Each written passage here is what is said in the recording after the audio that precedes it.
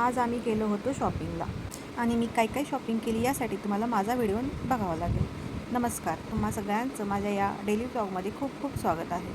सकाळचे 7:30 वाजले होते आणि आता सुट्टी असल्यामुळे जरा लेटच उठणं होतं आणि दिवसाची सुरुवात अशी फ्रेश झाली होती.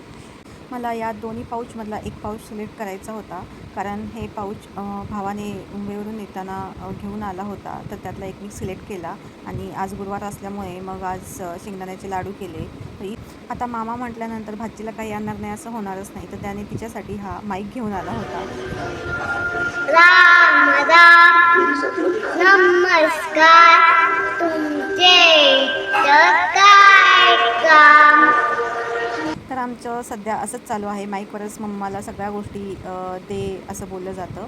तर इथं आम्ही नंतर माखंडी शिरा बनवण्यासाठी घेतला आणि हा मी पहिल्यांदाच बनवते. त्याच्यासाठी मी 1 वाटी रवा घेतला आणि त्याच्यामध्ये दूध मिक्स केलं. माझ्याकडून इथे एक चूक झाली की मी हा रवा भाजून नाही घेतला. आधी तो छान तुपामध्ये भाजून घ्या. तर हा शिरा बनवण्याच्या आधी मी यूट्यूबला एक रेसिपी पाहिली होती, त्याच्यामध्ये त्यांनी जसं केलं तसं मी करायला घेतलं.